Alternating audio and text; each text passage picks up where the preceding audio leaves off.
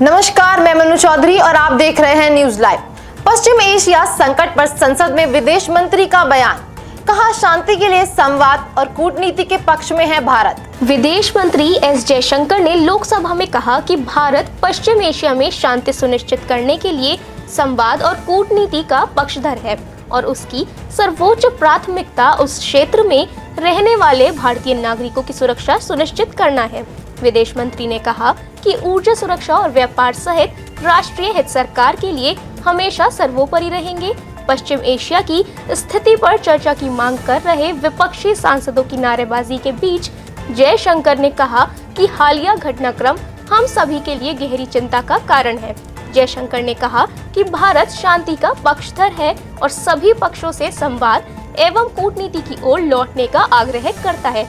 विदेश मंत्री ने कहा कि इस दिशा में क्षेत्र की सरकारों के साथ काम करना जारी रखेंगे। इससे पूर्व राज्यसभा में विदेश मंत्री एस जयशंकर के बयान के दौरान हंगामा करने और सदन से बहिर्गमन किए जाने को लेकर केंद्रीय मंत्री जेपी नड्डा ने आरोप लगाया कि विपक्ष केवल अराजकता फैलाना चाहता है। सुप्रीम कोर्ट में फिर उठा पश्चिम बंगाल में एसआईआर का मुद्दा। सीएए को लेकर एक अन्य याचिका का भी हुआ जिक्र। सुप्रीम कोर्ट में आज एक बार फिर पश्चिम बंगाल में एसआईआर का मुद्दा उठा। इस दौरान एक और सीएए वाली याचिका देखकर सीजेआई सूर्यकांत ने नाराजगी जताई और कहा कि क्या सुप्रीम कोर्ट के पास पश्चिम बंगाल के अलावा और कोई काम नहीं है। हालांकि सीजेआई ने याचिका खारिज नहीं की। अब इस मामले पर कल सुनवाई होगी। दरअसल सुप्रीम कोर्ट में आज सीनियर एडवोकेट मेनका गुरुस्वामी ने कहा कि पश्चिम बंगाल में स्पेशल इंटेंसिव रिवीजन के दौरान कुछ मतदाताओं के नाम लिस्ट से हटा दिए गए हैं और उनके दस्तावेज रिकॉर्ड पर नहीं लिए गए। ये वे मतदाता हैं जिन्होंने पहले वोट डाला था, लेकिन अब उनके दस्तावेज स्वीकार नहीं किए जा रहे हैं। इसी दौरान सीएए आवेदकों की एक अन्य याचिका का भी जिक्र किया गया, जिसमें कहा गया कि वे एसआईआर में शामिल नहीं हो पाए क्योंकि वे पेश नहीं हो सकते थे। चुनाव आयोग की टीम के खिलाफ कोलकाता में टीएमसी का विरोध प्रदर्शन। काले झंडे लहराते हुए लगाए गो बैक के नारे। पश्चिम बंगाल दौरे पर पूरी टीम के साथ पहुंचे मुख्य चुनाव आयुक्त ज्ञानेश कुमार को टीएमसी की ओर से भारी विरोध का सामना करना पड़ा। टीएमसी कार्यकर्ताओं ने मुख्य चुनाव आयुक्त के खिलाफ गो बैक के नारे लगाते हुए काले झंडे दिखाए। इस बीच मुख्य चुनाव आयुक्त ने कालीघाट काली मंदिर में पश्चिम बंगाल की जनता के कल्याण के लिए प्रार्थना की और ईश्वर का आशीर्वाद मांगा। इसके साथ ही मुख्य चुनाव आयुक्त ने पश्चिम बंगाल में स्वतंत्र, निष्पक्ष और शांतिपूर्ण चुनाव सुनिश्चित करने के लिए प्रतिबद्धता को दोहराया। इस अवसर पर पश्चिम बंगाल के मुख्य निर्वाचन अधिकारी मनोज अग्रवाल भी मौजूद रहे। मुख्य निर्वाचन आयुक्त ज्ञानेश कुमार ने पत्रकारों से भी बात की। ईरान के नए सुप्रीम लीडर मुज्तबा खामेनेई घायल। इजराइल अमेरिका की धमकी के बीच हुआ था नाम का ऐलान। ईरान के दिवंगत सर्वोच्च नेता अयातुल्ला अली खामेनेई के बेटे मुज्तबा खामेनेई घायल हो गए हैं। टाइम्स ऑफ इजराइल के अनुसार वे युद्ध के दौरान घायल हुए हैं। सरकारी टीवी ने उन्हें जाबाज बताया, जिससे संकेत मिलता है कि वे दुश्मन के हमले में घायल हुए हैं। इससे पूर्व मुज्तबा खामेनेई को नया सुप्रीम लीडर बनाया गया था। अली खामेनेई की 28 फरवरी को तेहरान में इजरायली हमले में मौत हो गई थी। इसके बाद ईरान की असेंबली ऑफ एक्सपर्ट्स ने मुज्तबा खामेनेई को सुप्रीम लीडर बनाने का फैसला लिया था।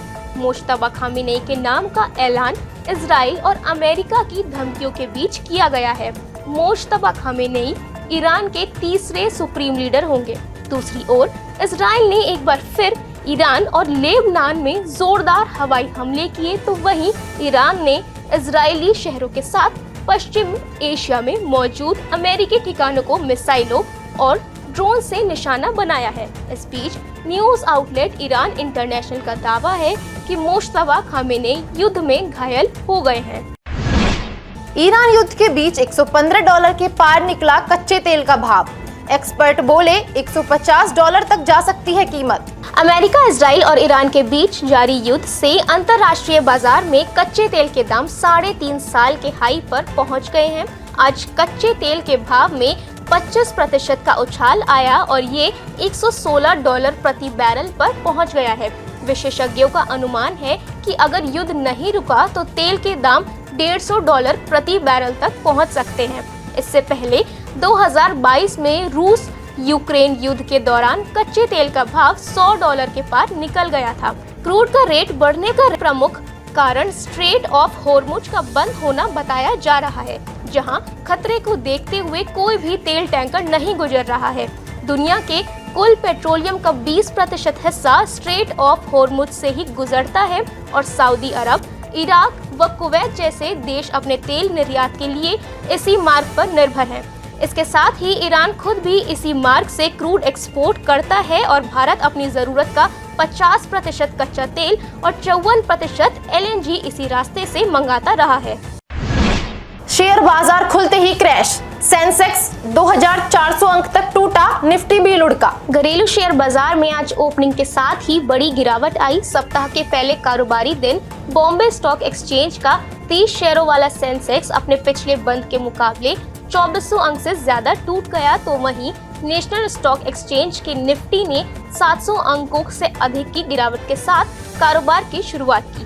BSE सेंसेक्स अपने पिछले कारोबारी बंद 78,918.90 की तुलना में बड़ी गिरावट लेकर 77,056.75 अंक पर खुला और मिनटों में ही 2400 अंक से ज्यादा की गिरावट लेकर 76,424 पर आ गया। दूसरी ओर NSE का निफ्टी पिछले शुक्रवार के बंद 24,450 के मुकाबले फिसलकर 23,868 पर ओपन हुआ और 700 अंक से ज्यादा फिसलकर 23,697 पर आ गया। इस बीच एशियाई शेयर बाजारों के साथ दुनिया भर के बाजारों में गिरावट का रुख रहा। सर्राफा बाजार में उतार चढ़ाव जारी, सोने के भाव में मामूली तेजी, चांदी की चमक घटी। वैश्विक लेवल पर मुनाफा वसूली और तकनीकी कंसोलिडेशन के बीच घरेलू सराफा बाजार में आज भी उतार चढ़ाव जारी रहा। इस बीच सराफा बाजार में सोने के दाम में जहां मामूली तेजी आए तो वहीं चांदी की कीमतों में गिरावट देखने को मिली। आधिकारिक वेबसाइट ibjrates.com के अनुसार 999 शुद्धता के सोने का भाव 1,59,568 रुपए प्रति 10 ग्राम और 995 शुद्धता के सोने का रेट 1,58,929 रुपए प्रति 10 ग्राम दर्ज किया गया।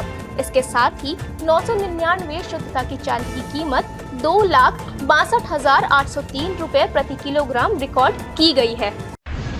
आज के लिए बस इतना ही। कल फिर मिलेंगे देश दुनिया की नई जानकारियों के साथ। तब तक के लिए देखते रहिए और सब्सक्राइब करिए IIMT मीडिया।